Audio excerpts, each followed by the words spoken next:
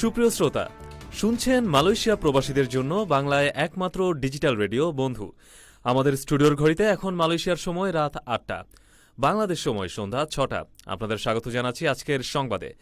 দেশ বিদেশের খবরাখবর নিয়ে আপনাদের সঙ্গে আছি আমি ফখরুল হক। শুরুতেই জানিয়ে দিচ্ছি কি কি থাকছে আমাদের আজকের সংবাদে। মালয়েশিয়ায় বছরের প্রথম ১০ দিনে করোনা ভাইরাসে ৮০ জনের মৃত্যু, নতুন শনাক্ত ২,৪৩৩ জন। বঙ্গবন্ধুর ঐতিহাসিক স্বদেশ প্রত্যাবর্তন দিবস আজ, ধানমন্ডিতে জাতির পিতার প্রতিকৃতিতে প্রধানমন্ত্রীর শ্রদ্ধা। এবং খোঁজ মিলেছে ইন্দোনেশিয়ায় বিধ্বস্ত যাত্রীবাহী বিমানের ধ্বংসাবশেষ, উদ্ধার তৎপরতা অব্যাহত। এবার বিস্তারিত। শুরুতেই মালয়েশিয়ার খবর। মালয়েশিয়ায় করোনায় আক্রান্ত হয়ে একদিনে ৯ জনের মৃত্যুর খবর জানিয়েছে স্বাস্থ্য অধিদপ্তর।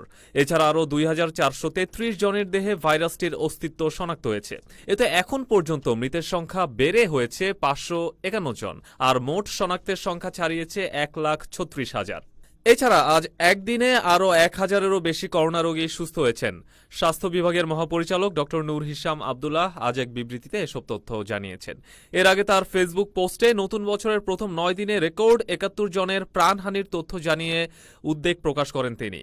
করোনায় আক্রান্ত হয়েছেন প্রধানমন্ত্রী বিভাগের অর্থ বিষয়ক মন্ত্রী মুস্তফা মোহাম্মদ।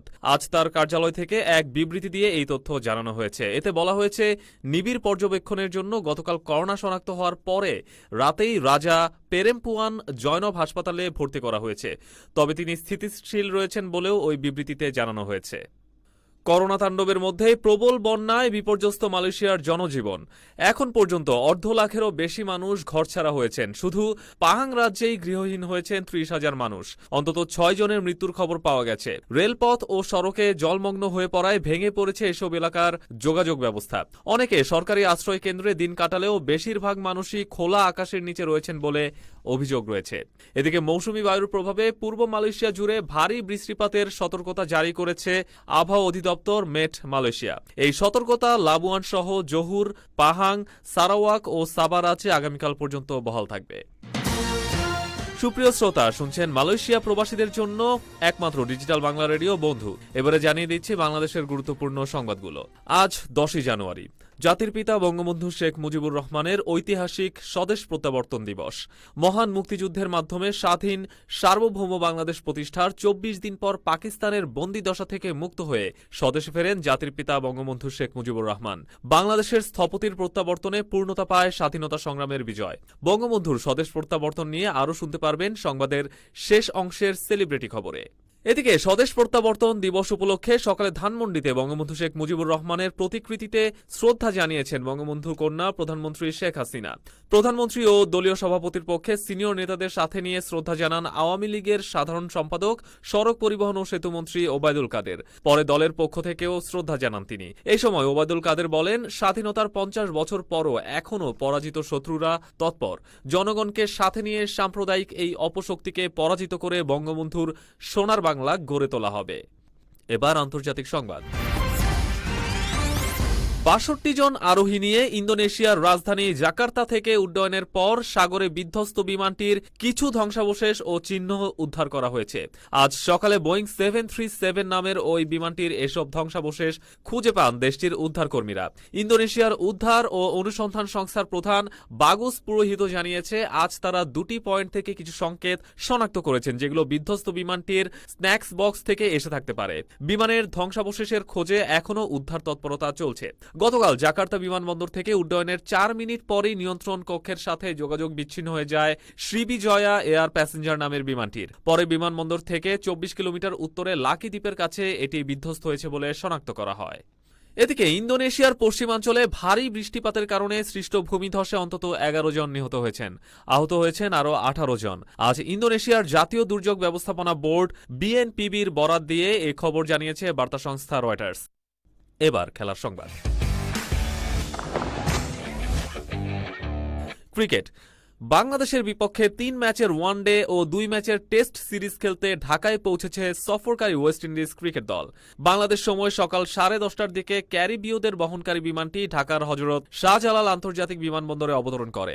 এরপর নিয়মানুযায়ী তাদের কোয়ারেন্টিনে থাকতে হবে। ফুটবল। লিওনেল মেসি ও আতুয়া গ্রিজম্যানের জোড়া গোলে স্প্যানিশ লা লিগায় গ্রানাডাকে 4-0 গোলে হারিয়েছে বার্সেলোনা। গ্রানাডার ঘরের মাঠ লস কারমেন্সে অনুষ্ঠিত ম্যাচের 12তম মিনিটেই গোল করে দলকে লিড এনে দেন গ্রিজম্যান। এবার জানিয়ে দিচ্ছি মালয়েশিয়া মুদ্রা সহ কয়েকটি বিদেশি মুদ্রার সঙ্গে বাংলাদেশি টাকার বিনিময় হার। বাংলাদেশে আজ মালয়েশিয়ান রিঙ্গিত বিক্রি হচ্ছে 20 টাকা 80 পয়সা, ক্রয় 18 টাকা। সিঙ্গাপুরি ডলার বিক্রি 68 টাকা 0 পয়সা, ক্রয় 64 টাকা 26 পয়সা।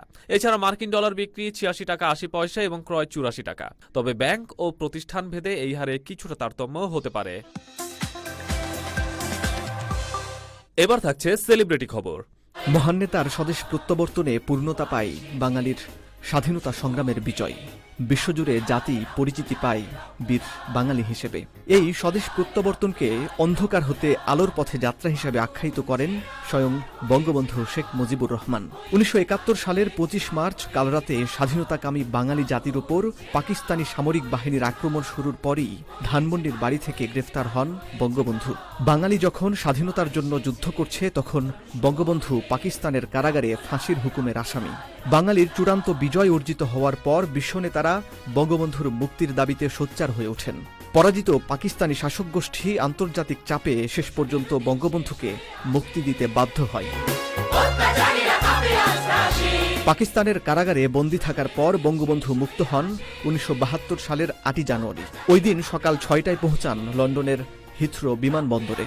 ব্রিটেন বিমান বাহিনীর একটি উড়োজাহাজে পরদিন 9 জানুয়ারি দেশের পথে যাত্রা করেন বঙ্গবন্ধু। পরদিন সকালে নামেন দিল্লিতে। সেখানে ভারতের রাষ্ট্রপতি ভিভি গিরি ও প্রধানমন্ত্রী ইন্দিরা গান্ধী সহ দেশটির জনগণের কাছ থেকে উষ্ণ সংবর্ধনা লাভ করেন সদ্য স্বাধীন বাংলাদেশের স্থপতি শেখ মুজিবুর রহমান। 290 দিন পাকিস্তানের কারাগারে কাটানোর পর বঙ্গবন্ধু ঢাকায় পৌঁছান 1972 সালের 10 জানুয়ারি। স্বাধীন বাংলাদেশের মাটিতে পা রেখেই আবেগ আপ্লুত হয়ে পড়েন তিনি। সেদিন বঙ্গবন্ধুকে বহনকারী বিমানটি যখন তেজগাঁও বিমানবন্দরের রানওয়ে স্পর্শ করে তখন অগণিত জনতা মুহুর্মুহু জয় বাংলা স্লোগানে স্বাগত জানান প্রিয় নেতাকে। বঙ্গবন্ধু বিমানবন্দর থেকে সরাসরি চলে যান সোহরাওয়ার্দী উদ্যানে। সেখানে লাখো মানুষের উদ্দেশ্যে দেওয়া ভাষণে মুক্তিযুদ্ধে বিজয়ের জন্য দেশবাসীকে অভিনন্দন জানান। আহ্বান জানান যুদ্ধ বিধ্বস্ত দেশকে গড়ে তোলার কাজে সবাইকে আত্মনিয়োগে। সবশেষ ওয়েদার আপডেট।